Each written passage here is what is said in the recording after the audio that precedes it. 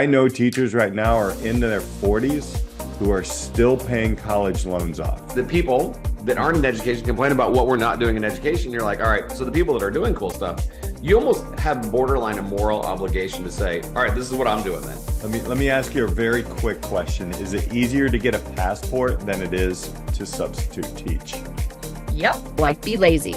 Well, if I'm training people to be teachers, be lazy. Yeah, shut up and let them do it. There's two emotions that I straddle, right? Is hope and worry. So I'm worried to death about kids, but I'm super hopeful about the future. Education wants the instant gratification. They want the weeds. They don't want the trees. CTE is coming gangbusters for the traditional, practitioners who don't want to even entertain moving things around for the sake of efficacy. Do we need as much time as we need to do school? I mean, if you're asking a 14-year-old, they're going to tell you a weekend will be fine.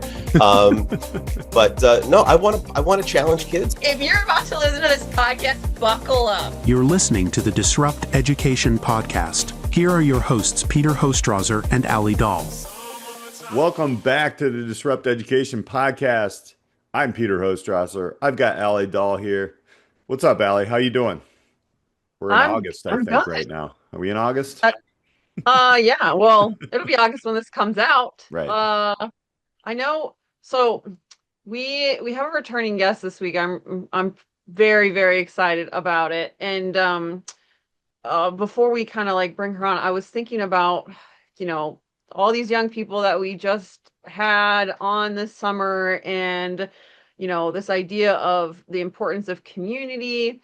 And I don't know if I shared, I was in a big community air show this summer in the Chippewa Valley air show. It only happens once every 3 years. There's the Blue Angels, if you are really into aviation. They had Thunderbird, they had Red Bull. That's me. Yeah. I mean, they had all the planes that I don't even know. Right, I'm a skydiver. I jump out of the planes, but I don't necessarily. She leaves them. I watch them. Right. But what was so cool about this event and getting to skydive, and be part of the community event, is seeing the swell of the people from above, and seeing all these people from all over coming together to see these performers in this event.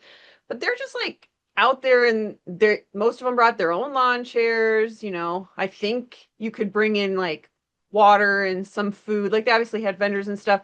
People were just lounging, chatting, watching the planes, and it's beautiful weather. And I just was wow, what a beautiful space that this community has to offer this and bring all these people together. And it just felt bigger than just an event, and all the build up to it, and then post stuff. So I was just we need more of that type of stuff. Once every 3 years felt wow, why do they only do this every 3 years? I mean, I'm sure there's reasons, but yeah, just thinking about those types of events that are in person, outside, really bolstering community. And there was lots of learning happening all about aviation. But yeah, just stuff like that. It was fun to be a part of and get to witness. That kind of leads us right into our guests, right? So building and aligning education and communities, and making a thriving place around, maybe for that, it would have been aviation. It could be for anything, in learning moments. We have Kristy Volesky back. I call her the work-based learning queen. I don't know. I'm throwing that out there. She is the founder of Volesky Consulting. And she's got some pretty cool stuff that we're going to kind of chat about today. Kristy, how you doing? I'm doing great. It's so good to be back. Awesome. Yes. So how are you now doing with connecting communities and education? That's the reason why I'm bringing that up, is because our previous series is a lot of our students, previous students, now young adults, were saying, we want a lot of experiences. We wanted experiences. And if I had more experiences, there would have been a little less turmoil in my journey. Some people got it, like Derek Griffin really gets how to understand his journey and where the opportunities lie. But many of our previous students who kind of came back on the podcast were like, "Yeah, I felt a little lost in there. I didn't really. There was this academia, and then there was the professional world, and there really wasn't a bridge 6, 7 years ago." And I love Isaac Palmer. I love that quote. I threw it out, I think, on a past LinkedIn post. School's kind of childish. That's a bold statement. So leading right into you, Kristy, and I let you give you a little shout out to what you are doing right now. And there's this thing called Edu Vitality that we're kind of interested in. Yes. So let me just start with there's a lot of layers to Kristy Volesky. Yes. And when I can probably attribute my brain is kind of like the old school library card catalog where, I encounter these different experiences, events, and people and research, and I kind of categorize it, but tuck it away. And Edu Vitality really just came about from, okay, I'm tired of tucking away all these things. They're all connected. We need to finally recognize that education and community are both and should be intertwined to really create these vibrant communities where people want to live, work, grow, play, all the things so they feel like they belong. And part of that started with, work-based learning. You called me the queen. I'll wait for my crown, Peter. But work-based learning is really valuable, but it can also be manipulated in a very negative way where it is just intending to have students fill these entry-level jobs that don't have growth opportunities, that don't connect them to what's possible, or this idea that, yeah, we're doing it, it's a checkbox and I'm done, which is such a closed-minded mentality. When in reality, there's so much of what we're trying to achieve in education and so much of what students want that is possible if we would just collaborate with our community and think about it in a broader context than helping out this business or helping out with this career path, or this student wants to do this and explore this. What if it was a broad strategy that was really meant to be twofold, where it's helping both communities and education? Kind of that mentality of let's take the pencil and turn it around and erase the boundaries of where education lines are and community lines are to really collaborate and achieve what's possible. And a lot of what I think about is when I've been involved in different community events or aspects or initiatives, they have access to all these different funding opportunities. And there's simple things like paint or revitalization pieces and funding for doing things, but they don't always have the human capital. Yet we have students and an educational system that really wants to do something of value, get out of that hypothetical context. And they have the human capital, but don't always have the funding. So rather than having education remain in a silo and chase funding to do something they think that matters for the community, and have the community bypass potentially some funding opportunities because they don't have the human capital, what if we just brought the two together? What if instead of, and my friend Chris Zurich pointed out, what if instead of a CTSO creating a bench because it's part of their service project and then going to the community and saying, where do you want this bench? What if the question was instead, what does the community need? And that's how we're going to build our projects. And then we're going to build off of that each year rather than doing these random collection of things to make it not only sustainable, but to benefit the community. And then it goes back to this idea of, what is our purpose in education? What's the goal? I think schools and colleges have to answer that question. Personally, I would say the goal of education is for students to understand who they are and who they want to become while realizing they want to matter. They want to do things that matter and that positively impact others. They want to be heard. They want to be seen. And when we bring together communities and education, that's what we can get. Not only are they mattering and contributing to the community, but we're showing them they have a place.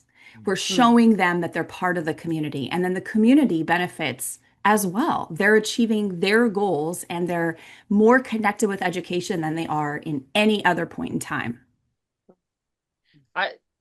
Cool thing about Kristy is that we both met her in person Peter and I haven't met in person, but Yeah, we've each right. met Kristy. It's so funny. She's the Um, connecting link. I know. And I can just remember part of our conversation. So I'll I'll just throw this out here. Like if you're ever in Minneapolis area and you're like, hey, what is there? Is there something to do? Is there somebody to see? Like you can always message me. I don't know if Peter's like, hey, if you're in Chicago, come visit me. But Kristy and she was like 5 minutes away from where I live for an event, and serendipitously I was like, let's go get dinner. And we did. Um and I remember you talking about this work. This was almost a year ago. And one of the things that it just stuck out to me is you were at the time talking with a community about like, what happens if we don't do this work? And, what are the repercussions of, not investing in the community, because that community was more rural and they were potentially like missing the opportunity to keep people there, and they needed people there because the industry that was there like was basically the vitality and the connecting link, and it was like they weren't reinvesting that. So I don't know if you can share about that community, or just like kind of why that work is particularly important for it can be rural, in your playbook that you mentioned, and I'm sure we'll link it for our listeners. You talk about what are the gaps for rural, for suburbia, for urban, for city, those types of things. Like what happens when, we do consider it versus what happens when we don't do this type of work. Yeah. Right. Well, I'm going to go back to, again, card catalog here. There was an experience I went to where they were talking about in the state of Iowa. So if you're not from Iowa, keep listening here, though. So they had done a study to look at the census data. Where are people moving and why? Because they're trying to come up with a good strategic plan. This was economic development. How are we as a state? How are we as cities and systems going to attract and retain talent? And they showed a map of the Midwest. And the only state, well, Illinois was, nobody could make sense of that one, what was going on there, because people were just moving I'm still trying. all over. But anyway, with the Midwest, everybody was negative except for Minnesota. And the prompt pose then was, if we thought that people wouldn't move to Iowa because of the cold, it's not true, because people are moving to Minnesota. And part of it is this idea of placemaking, making these beautiful places to live. But on the other hand, when we see communities, when we look at communities, there's so many attributing factors, and it's so much more than attracting businesses, because if you don't have the talent to then fill those vacancies, the business isn't going to come. Or if there's not a great school system, they're going to then be driving in. And then at what point in time are they unhappy? Or if there's not housing, there's so many different factors. So the recognition that people are moving to and from different places for a variety of reasons that are beyond just a job. Now, I happened to come across this really cool YouTube video blog. Shout out to Mileage Mike. If you want to connect with me, that'd be great. Send an email to him. Hopefully I've heard from him by the time we do this podcast. But he looks at he has a variety of different, he's a civil engineer, so he's looking at population trends. So then if we even zoom out of the Midwest and we look at the United States, there's definitely different factors of where people are moving. And he points out some of, I think, the ones that we fully understand, of the cost of living, and this seems to be where the young people are going. But that's attributing factors. Like if we're not attracting young people, they're graduating and leaving, whether it's high school or college, where's your future? Oh, yeah. And then when you start looking at rural America, what's your future? And I routinely, over the years, even when I worked at the state, I would ask schools, like if the only thing your students have access to is a part-time job at the gas station, why would they believe there's anything else for them in the community? They can't see anything else. They're not connected in any way. They don't feel like they're a contributing member of the community, so they're not going to stay. So then who's coming? Who's returning? And how much money do you have to spend to get past citizens to return? And do you even have the infrastructure to allow for that? So will we continue to see this bleed out of rural America to go to our cities? Because that's where everything seems to be moving. And that's the mentality then. If you want something, you have to go there. Because then how long before we continue to see companies close because they can't find the employees? Because now you're not only attracting employees, but you're trying to convince them to move to that community. So I think that was a little bit off task there, Alli. But when talking to different communities and when looking at these factors, like this is top of mind for our economic developers. They fully recognize that there's value and importance of it. The question I always have, though, is do they see the value in connecting with education? Are they Yep. willing to extend the hand and to look at the collaboration? Because sometimes economic developers are just knocking at the door and begging schools and colleges to collaborate. And they don't want to. I don't understand that, but they don't want to. Or Hmm. sometimes it's the flip side. Education is begging to engage Mhm. in economic development, or those other organizations are saying no. It just seems so simple to me, given how we've progressed in education and what is engaging and what students want and the value add back to communities and businesses. Like it just doesn't make sense to not do it. So it's important that we recognize the solution is here. And not only is it beneficial to humans of all ages and businesses, but it's essential for us to make these connections for people to feel that sense of belonging and connection and for economic growth. What's going to happen if we continue to see things go the way they are? We're just going to have a few major places that cannot keep up with infrastructure and then create other issues with that. Yes. Uh, I mean, it is, and I really like you bringing up this is an economic development challenge, rather than an educate. I'm just only an education mhm, one. I know you, I, and Jason Van Nuss, and we all talk together. Talking talent pipelines and all these different things, and yeah, I really like the look of, well, what happens if we don't do that? There's a lot of mhm, situations and including a community that I'm very close to, that, back in the turn of like the century, early 2000s, the old, and I hate this, but I keep bringing this up, the old U.S. News World Report came out and ranked it, and our community held on to it. Yay, look at us. We are great. And at that time, I don't know what the rankings are, and I don't want to throw things or whatever. I don't really like that, because I think they're ranked on the wrong things. But at that time, it was your generalized test scores, your attendance rates, and only your whatever AP courses and stuff like that. It was basically highly college funnel, right? And that's mhm. fine, right? Don't get me wrong. And we've had guests, Alli and I had guests that were talking like, "Yo, college is a place." Um, Not always the most economically viable place for students, Mhm. I don't want to discount that. But they just jumped on that trend, and to this day, between my own community and the economic development and the school, there is a gap, huge gap. And that scares me. So when you walk into a school district or an economic developer's office, like where do you usually start? And I know it's going to be depending, but just let me give you the example Yeah, of ours is I don't think anybody has this on their radar. Where would you no. suggest maybe somebody on the education side start to have a conversation or vice versa? Um, because this is you see so many things in your community. I see them and I'm like, why do we not have students learning with this? Why do we not have Mhm. young people building these things? And, everybody's crying about money and da da da. Welcome to Illinois, right? So like, how do we make these things happen? So in your opinion and actually Yeah. in your expertise, yeah, talk about that a little bit.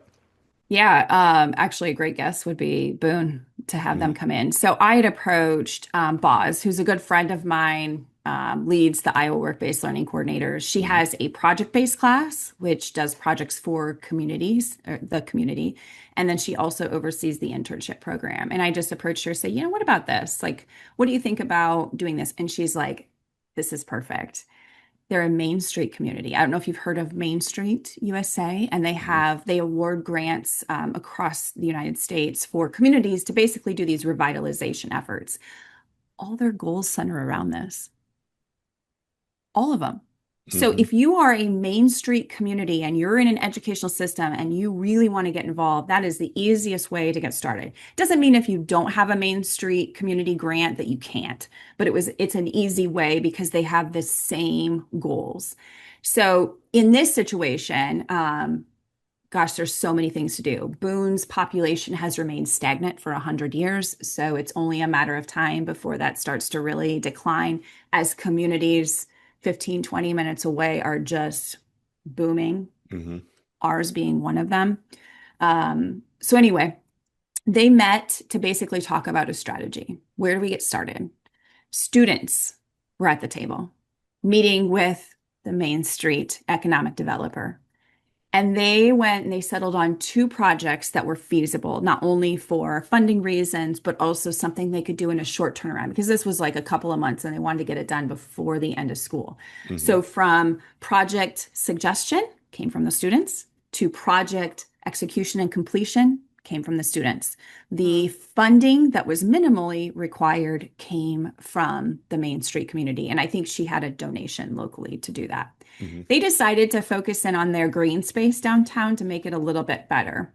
One, they decided these old trash cans that were metal that went outside the regular ones were ugly. The paint was peeling, they were rusting. They needed to look a little bit better to demonstrate, like, actually put your garbage in here. This is not garbage itself, right? And then the other one was the trees. So they had trees that lined their street and then had the wood chips, but they were always making a mess whenever they would try and mow. So they decided to do like a metal grate, I'm going to forget the name of it, that goes around it. Yep. So they had their manufacturing class partnering with their FFA to actually create the metal grates that went around the trees and then install those. And then it was the project-based class that worked on, and they repainted. So they took down all the old paint so that the new paint would stick, and then they painted them. And it was something so simple, but it just makes the downtown space. They had I was invited. I got to see this big ceremony where the mayor, part of their city council, major leadership from the school, local business leaders, Main Street community, all the students who did the project. And they did like a celebration of this is the start of what is possible. So small. No, but it's not like, it's the small things that are really the big things. Because I worked in a school district. This is the first school district I taught in, and it's a beautiful hillier region of Missouri, and like, to come into this town, you come down this huge hill. I mean, it's like half a mile long. And then at the bottom of it is like it's this beautiful space where they had like a billboard, kind of, but they wanted to turn it into a mural and have it show. It's literally like, as you drive into the area, you can see it all the way down the hill. And they had the high schoolers, design it, work with the city to create it. And then also they wanted to kind of make the space, which I think around it was underutilized, into kind of a place where people could just kind of, it wasn't like a park, but kind of, like drive, a little scenic parking area, but beautify it. Well, when you're coming into a space and it like feels warm and welcoming, and there's obviously time and effort put into what it looks like, there's like something that happens in your brain where you're like, this is a place I want to be or stay. If stuff is dirty, if stuff is messy, it's run down, you kind of get that ick feeling. And so I don't think it's a small thing. Like, I was out last night. Blessed to be in Minnesota. I guess the one state people want to move to, I guess, in the Midwest. And we do have a lot of lakes, a lot of green spaces. That was something I actually like really took for granted growing up. All of the walking trails and park systems, and they're all interconnected, and you like don't even have to go across like major roadways. You know, when I lived in Missouri, I remember finding it so difficult to like get around town walking or biking safely. Yeah. So sometimes you need to like kind of have an experience outside of your community to realize like stuff that you maybe have taken for granted, and then also stuff that like you really like. I love actually being back in Minnesota for just that. Like it's one of the main things. All the outdoor spaces, people complain, yeah, okay, maybe it's cold. People bike in the winter here, like on ice and snow, because they keep it, they maintain it. Right? They make it available for them. So hmm I don't think that that's small. I think it's just yeah, I don't think it's small either. I just think that I don't want people to say, oh, check the box. We've done something like that. Right, The right. difference is this was done strategically and students were part of the solution. And what better way to say, here's our budget. Let's come up with a grand list. What can we do this year? We need Hmm. to prioritize. What do we maybe need to save off money for, or what do we need to look out for additional funding? And that's where that partnership comes into place. But I agree with you, Allie. Like AARP, a lot of the realtor associations, they put out different placemaking projects, and a lot of them are centered around simple things from murals to even painting on intersections, little butterfly gardens, or different outdoor spaces because people want a place to congregate and go. And if you don't feel like it's comfortable or beautiful, like it's not going to attract people. And that's that idea behind that placemaking is great places to live and to stay. But again, how many of our student leadership organizations could be a major part of that, or our different courses? Like instead of Yeah. a hypothetical project, like it's a real project that benefits the community. And one of the things that I got to observe was when the students came down, they had made them and they had installed them, and this was 2 days later, but they were just like so proud. They were Hmm. so proud of, I did this for the community. And it's not something that just disappears in a couple of months. Like it will be there. So even if they leave and they decide to come back, they can still tell others about, I did this for the community. And it's not a small thing, but Yeah. I, to me, yes, it's baffling to me sometimes, I guess. But I mean, what I really liked what you said there is at the end of this one project, it wasn't like, all right, great, let's just celebrate it. It was like this is the start of what is actually possible. And I think that's right. a very key term there when you're talking about these projects, because some people, like you said, it becomes a check the box. Oh, nice. Look what this grade did. And they put in these, nice flower beds or whatever. Yay. All right. All right. Well, we'll see you guys later. Everything's like done. It becomes like this ecosystem. And I think to your point of I'm a classroom teacher by nature, right? And now I'm coordinating these internships and we're having a lot of fun with that. But one of the challenges always was it wasn't always funding. It was seat time, right? We are in these 8 period days and Mhm. traditional educations. I'm talking secondary, so um, and that always bugged me. I get really angry with seat time, and how can we do some different things? Maybe there needs to be like legislator, but to me, that usually was the blocker because if you're in a rural area, you got to get kids from A to B. Get them out there and let's say, hey, Mhm. go take a look during your class time. Now that might be different in a block schedule or something. Maybe you have a little bit more time. Where I'm at right now, like we can walk, like just, hey, let's take a class, let's walk out, and maybe we're going to be in this area and see what can happen. So maybe you have this, swell where there's just water collecting and you take a science and enviro class and like, what Yep. do we do here? Let's Mhm. do, what we call like a recommendation plan. Like, what would you guys do here and how would you do it? And those types of things. because like when I go right for the throat of the core force, right? Like math, science, English, da da da da. And traditional teachers, I'll be honest, they bug the hell out of me. Like that are just like, I need to get through this content for this test. That just blah, right? And some of the conversations with Alli and how she's taught science classes a lot different in different ways. I mean, yes, there are these things. So how do we start to break out of those things? What are some experiences that you've had working with schools where you've seen, okay, well, here is I mean, if it's a core class and this is what they did. Because the co-curriculars and all that, that's great, but I want to bring this into the heart of education. I really believe this needs to be in the heart of education. So let me start off by saying, as a middle child, I've always looked for the gray. Yeah. Yeah. Where can we bend the rules? And when you say seat time, what does seat time really mean? Is it literal, butts and seats? Or is it learning time? And if it's learning time, who's to say that this isn't some sort of learning? I mean, we want problem solvers, but we have to give them actual problems to solve in order for that to happen.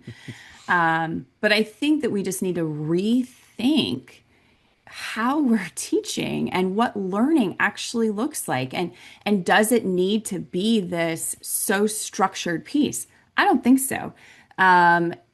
I'm going to go off here a little bit. So the biggest thing with social capital is in the research, they have found that no matter what students have learned in class, no matter what they've learned, they could have taken all the classes in the world. At the end of the day, if they're born into a family that is socioeconomically disadvantaged and they don't have the connections made through the school system to real humans in real jobs that pay, it doesn't matter what they learned, what grades they got. They're going to be stuck in that socioeconomic class. Now, I'm simplifying multiple pieces of research here, so I'm happy to share that research for you. But I think when you start to take that and I'm like, what's the point? What's the point then? Right. What's the point of the page turner old school mentality of how we teach our students when at the end of the day or in a few years, it's not going to matter? Because they didn't have the connections. They didn't understand the value. They don't have another human on the other side when they leave school or college to be able to reach out to help navigate when life throws them a curveball. So I guess that's my way of saying is we need to rethink how we're doing it. Just because the schedule has been structured this way in the past doesn't mean that that is how it needs to be going forward. There are plenty of ways to blur how we've done that, whether we adjust certain days, we look at modified schedules, we look at cohorts, we look at creating collaborative coursework where it's 2 courses in one so that we have more of a chunk of time and greater connection between content. But there's definitely ways to do all of this. You just have to look for the gray. Go Team Kristy, middle child. Look how to break the rules without breaking the rules. Like there's ways to do it. There's ways to look around it. Like look at the legislation, look at what it says and how can we change that. But I think part of this conversation too has to do with, okay, a lot of the traditional teachers have thought, well, I don't want my students to then not have the opportunity to go to college. So now we're just talking about one particular population that we care about, right? Okay, we'll set that aside. Colleges also need to rethink what learning looks like and what they're accepting. Are we doing in classes in high school so that students can pass a test or a class in college that will mean nothing beyond that class? Yeah. Or are we instead rethinking how our courses are structured so that students can see those connections? Because I don't care that teachers have been teaching traditionally this way. Even when I was a student back in the 90s, I was asking, why are we learning this? When am I going to use this? I want to see the value, but I don't unless you tell me, because it's not here. It's all contained. There's no connection to why I should know this stuff beyond you're going to need to know it later or you're in order to do well on a test. Falls flat with me. We've had some guests there, Alli, some young women who Kristy, they used to call her the Priv. That's her nickname. Were they saying that, Alli? I mean, I think so.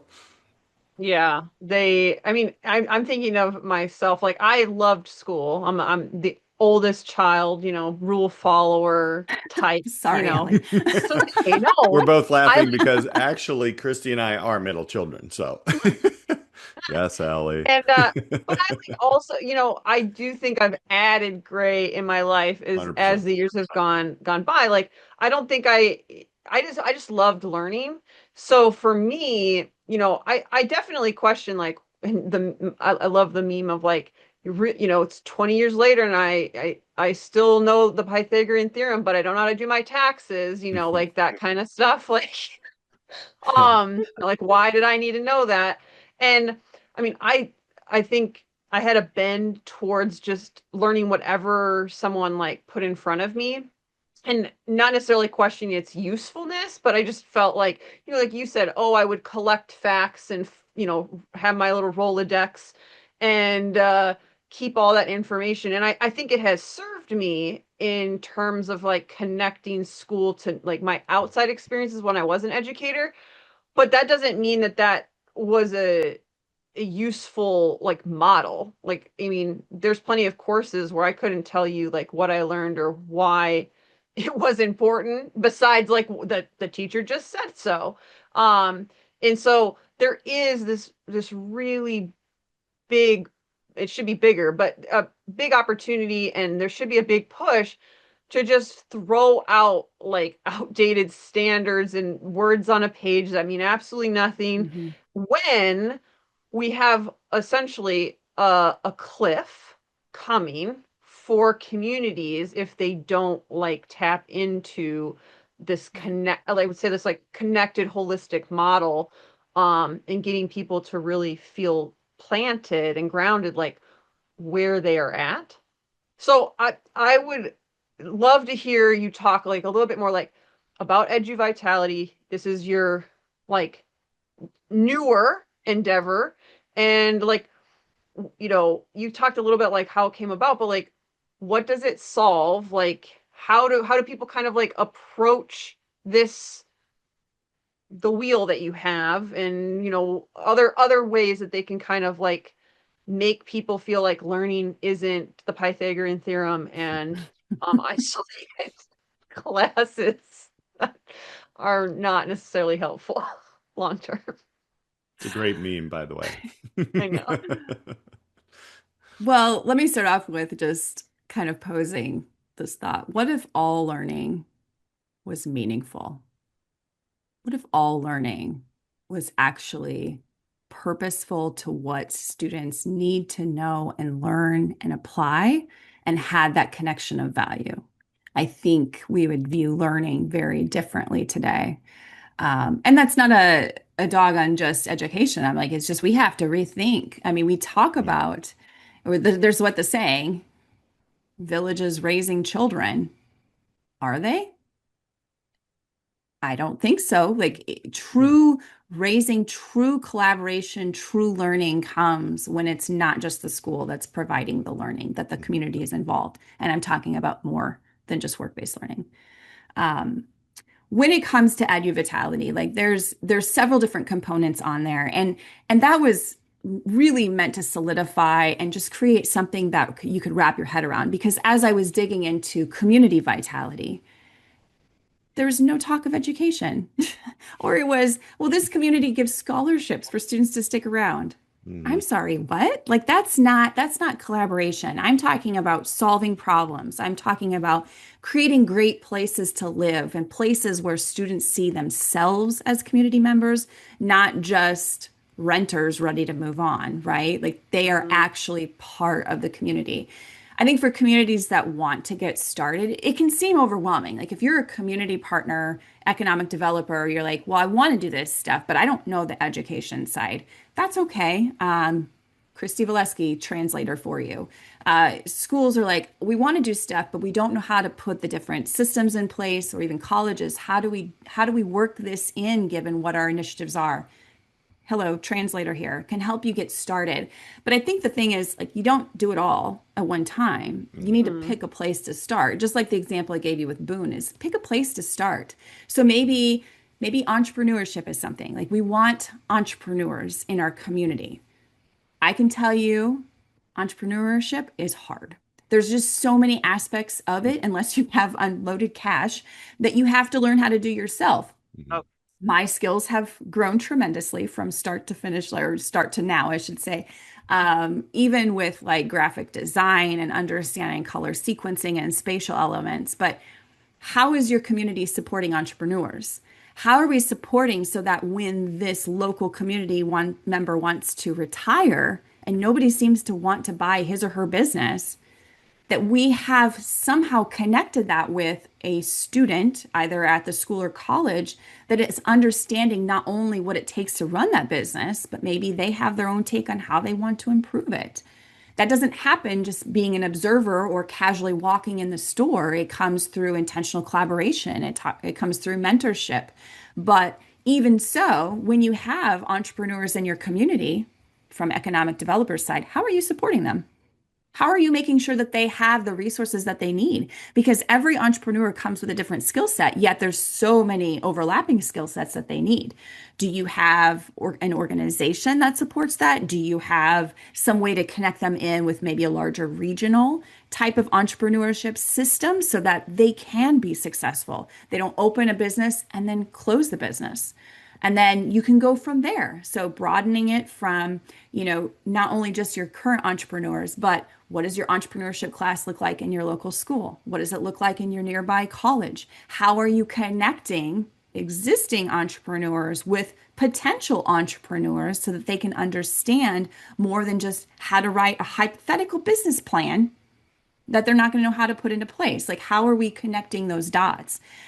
From an economic developer standpoint is also, how are we creating our infrastructure so that it's not so difficult to start as an entrepreneur? So what are the costs involved? What does it look like to rent a space? Are they going to have to build a space? Like, are there developers in the area? Thinking through different, I'm going to lose the word right now, but when you have to pay for permits and all those pieces, like, are we making it so cost heavy that we're actually deterring entrepreneurs rather than encouraging entrepreneurs? And is the system that we've started with our local schools and colleges actually providing a realistic connection so that we're actually encouraging our entrepreneurs to invest in our community, not to take whatever they're learning and go elsewhere because we can't provide that sort of support or learning? So I wanted to touch on maybe a different lane than we've normally talked about, but I think it's just with the system that I set up is you just have to pick something to start with. Like, what is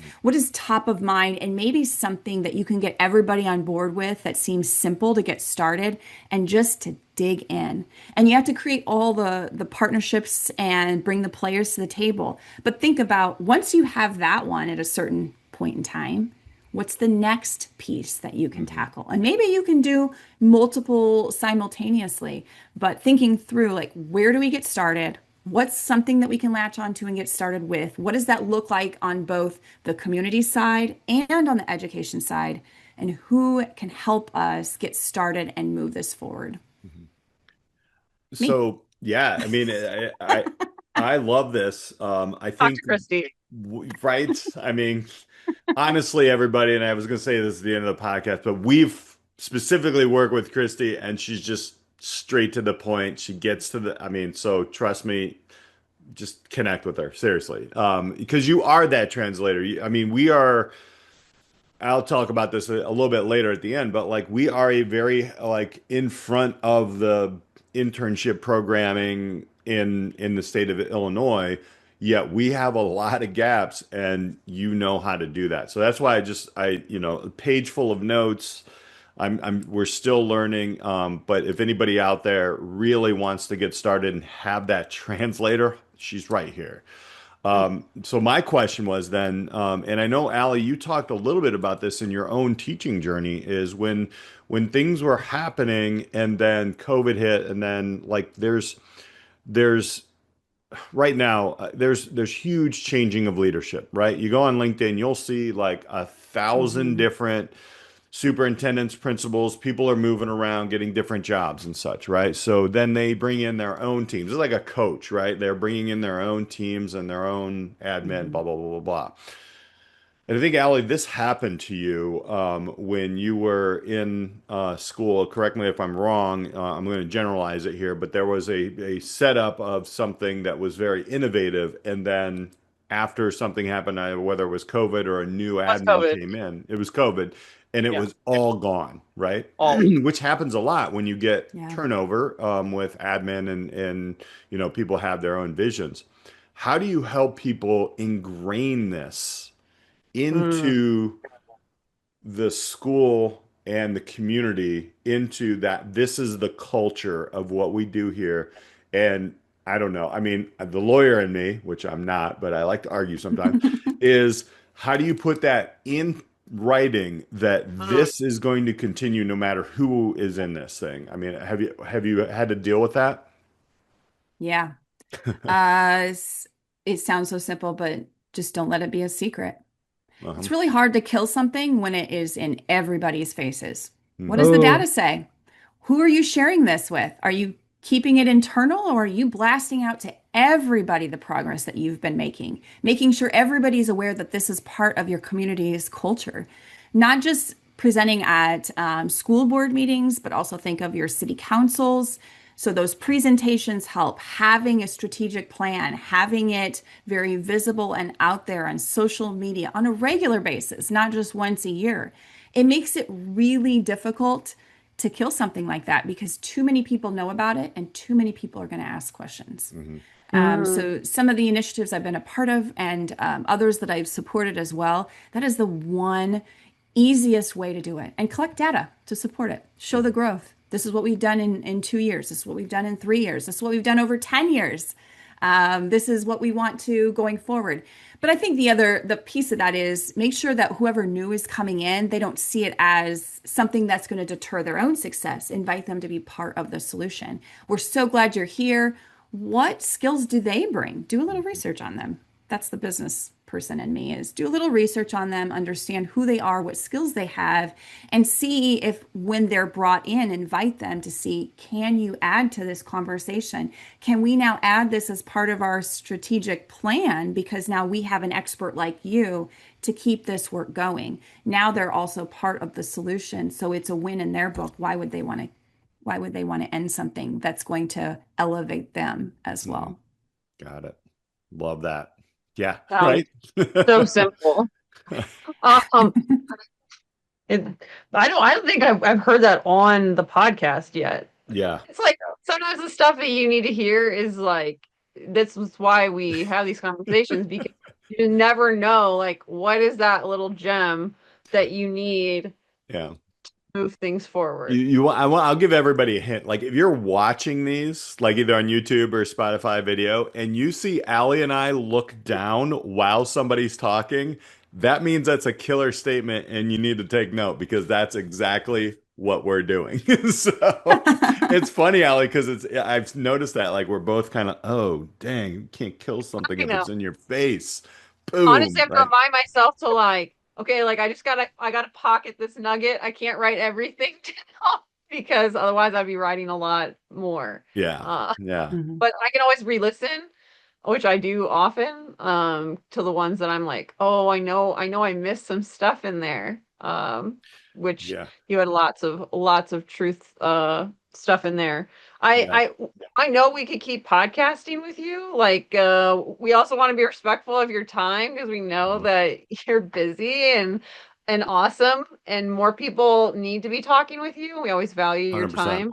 Yeah. Um, so yeah, what you got some final thoughts, Peter, Well, I before we mean, I just want to say, like, number one, like you give Kristy always like very actionable steps. It's the ideation, you do a lot of listening, and then there's action there, like suggestions. So, and I really enjoy that about like, I think we're business teachers at heart, but going into really how to help communities thrive. I Mhm. love that you took this to the next level. I really like that, initially when we were working with you, it was work-based learning and it was kind of categorized, but then to pull Yeah. those things and not contain the learning. I love that you said it's contained learning. I'm actually going to use that at some of our Workforce Innovation Council meetings. We cannot contain learning anymore. We have to learn as a community. And just those nuggets that you give, and now that you're looking at this as a bigger economic development opportunity, I'm super excited to see where Edu Vitality goes. I know that, again, look, we're not getting paid by Kristy here, but I have worked specifically with her, and she's amazing. So thank you. It's you get to the point, you get things moving, you find the lowest hanging fruit, and you help people start and or continue. And I just want to say I appreciate your time and appreciate everything that you bring to the table. With that being said, so how can people connect with you? Obviously, Kristy Volesky on LinkedIn. There's a .com, I think. Yeah. How can people connect? Yeah. VoleskyConsulting.com is the easiest way. There's tons of free resources on there, little video clips, as well as different ways to engage and how I can help support your work. And then, of course, the Edu Vitality resources. I have an overview document if you want something simple, a playbook to dive in deeper, as well as an assessment tool. All free resources available on my website. Yeah. Steve Alli, does not yeah. break Go ahead. fluff. Sorry. It's not fluff like that. Okay, No. I have to say this. You're listening to this podcast because as Peter and I podcast more and more, we just like the really real conversations that don't feel scripted. And I feel like a lot of what's going on in education, and schools want to do their scripted sequence, check the box. And what I love about Kristy's work is that it really feels like she's working with you, not like coming with her own agenda in everything that she does. And that to me is very disruptive right now when people want to have a prescription and they want to just come in with their one solution and they don't want to modify it. And that's not what I think Edu Vitality is about. No. And also, I think in order to really disrupt education, you have to be kind of a chameleon in knowing what a community really needs. It can't be what you think they need. You have that Rolodex, that library inventory to pull from. And I think that that's a huge game changer in the work that you do. And more people need to think about education and community in that way. Well, you can't just look at what the community next door did or what you can't do that. That's not your community. So that's, I think, the main differentiator. It truly is. And I just want to add, and I know, Kristy, I told you about this. You're like, really? We actually show your free work-based learning versus work video to our own internship students. This is what work-based learning is. And it's funny because they know you now. So but these are the kind of resources that are actionable right away. I mean, it's like, oh, we could tell our kids this, but why don't we just show them the 5-minute video and have a conversation about it? And actually entering into our programs, that's what we do. So that's the kind of great pieces that you bring to the table. So thank you. I highly encourage people to reach out. But thanks again for hanging out with us. I'm sure you're going to be back on a couple more times as this grows. But thanks for sharing your learning journey and your expertise here, Kristy. Thank you for the invitation and all the kind words. I appreciate it. And I promise I didn't pay them to say that. No, really. She didn't. Yeah. So it's a surprise. But we'll wrap this one up for Alli Dahl. I'm Peter Hostrawser. Thank you all for hanging out with us on the Disrupt Education podcast. I think we're traveling to Virginia next week. So here we go. We'll talk to you next time.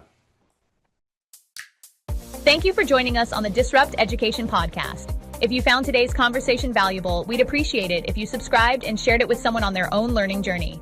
We're also excited to announce our new career coaching services, where you can work directly with Peter and Alli to clarify your path and showcase your unique value. Visit disrupteducationpodcast.com to learn more. Until next time, keep questioning, keep growing, and keep disrupting education.